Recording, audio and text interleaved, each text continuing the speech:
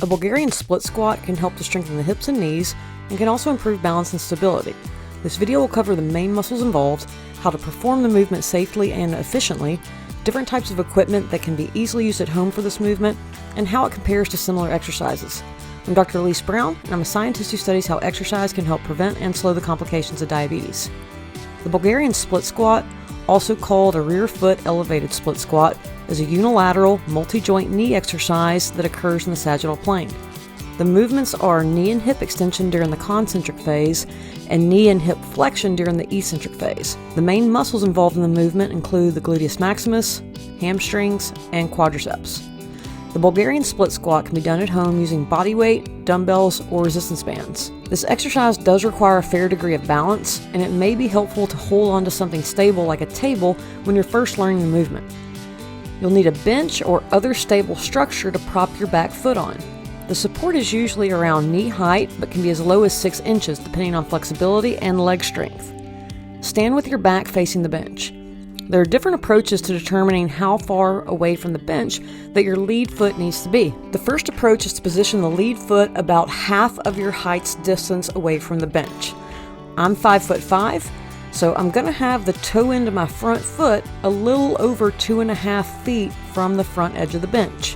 Another approach is to use the length from the top of your hip, or the iliac crest, to the floor as the distance from your lead foot's toe to the bench. If you don't have a tape measure, or you just don't want people looking at you funny at the gym, sit at the edge of the bench, straighten your lead leg forward, and stand up into that lead foot position. Place the top of your rear foot on the bench for increased stability. Elevating the rear foot reduces the contribution of the rear leg during the exercise, more so than the split squat and forward lunge. With your chest squeezed up and abs braced, hands by the side on the hips or holding onto a table, begin to bend your front knee, dropping your hips towards the ground, and keep that front knee aligned with the front toes.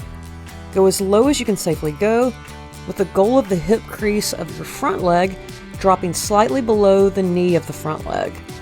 Then begin to come back up, pressing your front foot through the ground with forces evenly distributed across the foot. Throughout the movement, the angle of the torso should be parallel to the angle of the shin. Inhale as you lower your hips and exhale as you stand back up. A common mistake is shifting the hips towards the bench while trying to keep the torso upright. Your torso should have somewhat of a forward lean as you descend, but make sure that the chest doesn't cave. If the shin and corresponding torso are too vertical, this is going to place more load on the rear leg. Another common error is having the knee deviate from foot alignment throughout the movement. Make sure that the knee stays in line with the foot on the way down and up. Once you're able to do about 12 reps on each leg with just your body weight, you can continue to progress your strength by incorporating dumbbells or resistance bands. If using dumbbells, one strategy is to hold a single dumbbell in each hand. This lowers the center of mass and can help improve stability. You could also hold a dumbbell only on one side. If you hold it on the side of the rear leg, this causes more torque or rotational force on the lead foot side of the hip, which puts more emphasis on the hip abductors like the gluteus medius. If using a resistance band, simply place the band under the lead foot and hold the ends of the band in each hand low enough that you feel tension in the band throughout the exercise. In sports that involve single-leg weight-bearing movements like running, jumping, and directional changes, the Bulgarian split squat can be a great way to train for specificity while offering unilateral movement benefits such as reducing asymmetrical muscle imbalances and injury. When comparing this exercise using dumbbells to a high bar back squat, meaning the barbell is sitting on top of the trapezius muscle, using similar relative loads of 10 repetition maximums, the Bulgarian split squat requires more activation from the hamstring, gluteus maximus, and gluteus medius than the high bar back squat. This exercise also involves greater activation of the vastus lateralis and the quad than a hip thruster.